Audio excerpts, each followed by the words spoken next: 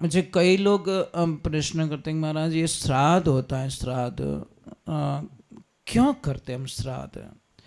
जो चला गया है उसके नाम पे खर्चा करना, ये करना, उनके नाम पे दान पुण्य करना, ये क्यों करते हैं? महाराज एक बात का ध्यान रखना,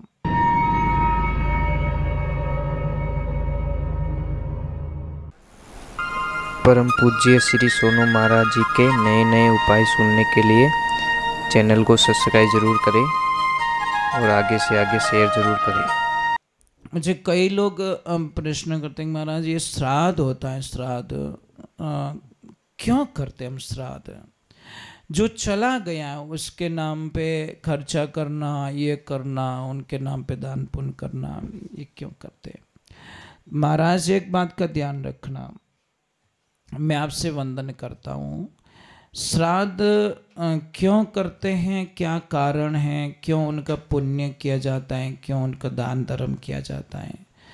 एक ध्यान रखना, जिस आदमी ने बहुत सारा पैसा कमाया है और बहुत सारा पैसा कमाया है और उसके पास में अवेलेबल है, चाहे घर में पड़ा हो, चाहे बैंक में पड़ा हो, चाहे कहीं अदर पड़ा हो, तो उसकी ज़िंदगी को वो बिना किसी सहारे, बिना किसी की ज़रूरत के बिना, बिना किसी के हेल्प के बिना वो अपने पूरे जीवन काल को निकाल सकता है। कोई मजबूरी नहीं है उसकी, वो आनंद से अपने जीवन को निकाल सकता है। परंतु जिसने नहीं की कमाई, जिसने कमाई नहीं की है, तो उसकी ज़िंदगी में तो समस्या है ही है, उसको तो समस्या आने वाली है, उसको तो तकलीफ पड़ने वाली है। तो शास्त्र कहता है कि जिसने अपने बैंक में या कहीं पे भी एफडी करवा के रखी है, चाहे कुछ भी करा के रखा है, चाहे उसने अच्छा दान पुण्य करके, तो एक ध्यान रखना, पैसों की अगर कमाई करी तो आपको किसी की आवश्यकता नहीं है। उसी प्रकार जिस व्यक्ति ने अपने जीवन काल में खूब दान किया हो, मतलब खूब दान किया हो, खूब धर्म किया हो, खूब पुण्य किया हो, खूब गायों को चारा खिलाया हो, भूखे को भोजन करवाया हो, किसी मरीज का इलाज करवाया हो, कोई गरीब कन्या की शादी करवाई हो, उसने अपने जीवन काल में बहुत कुछ कर दिया, तो शास्त्र कहता है भाई उसके पीछे श्राद्ध करना, करो या नहीं करो कोई फर्क नहीं पड़ता। ये ध्यान रखना, कोई फर्क नहीं पड़ता उसके पीछे श्राद्ध करो या नहीं करो, क्योंकि उसने तो अपने जीवन काल में बहुत सारा पुण्य कमा लिया है। और जिसने बहुत सारा पुण्य कमा लिया उसके जीवन काल में श्राद्ध हो या ना हो उसको कोई फर्क नहीं पड़ता।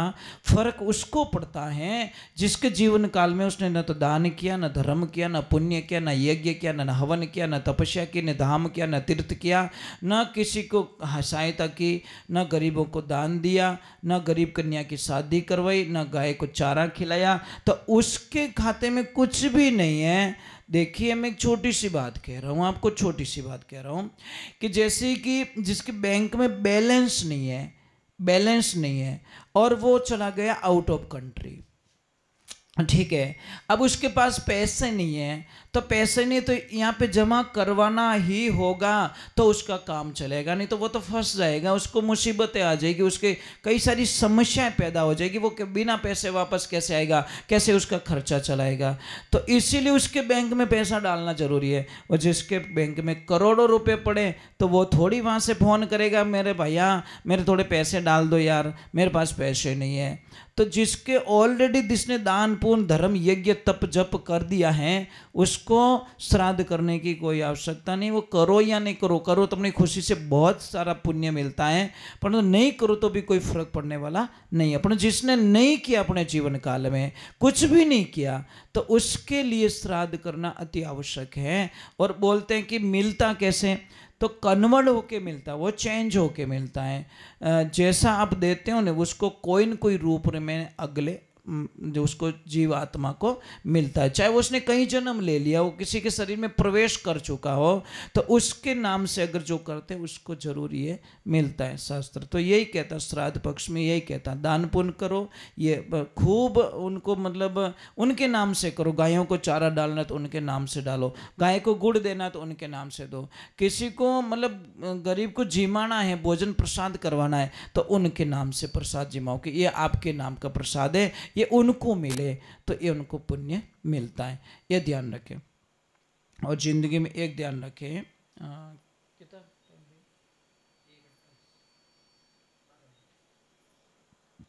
तो आप लोगों से वंदना है,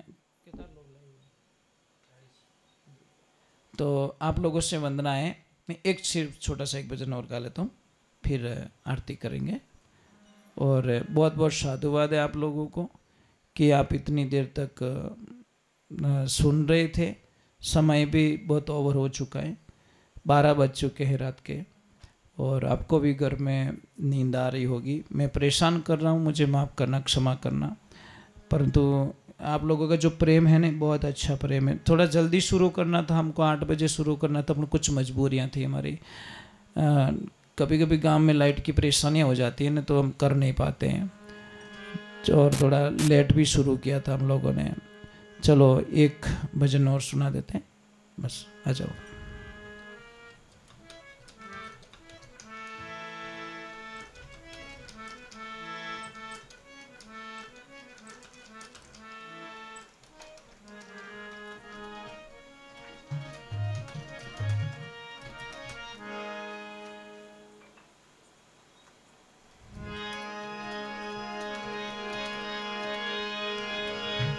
जिंदगी जब तक रहेगी तो फुर्सत न मिलेगी काम से, कुछ समय ऐसा निकालो रे प्रेम कर लो श्री राम से।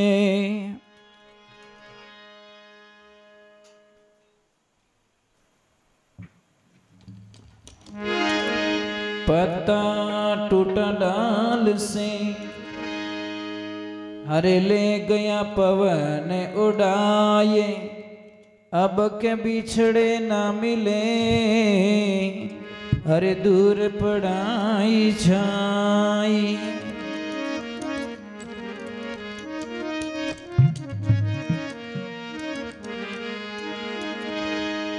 एक भजन में चेतावनी वाणी में लिखे महात्मा पुरुष, बहुत ही सुंदर पदों का वर्णन किया गया इसमें।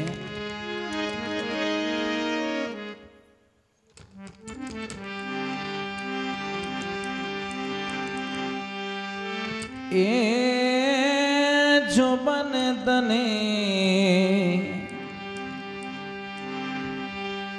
हरे पावना दिन चारा जी,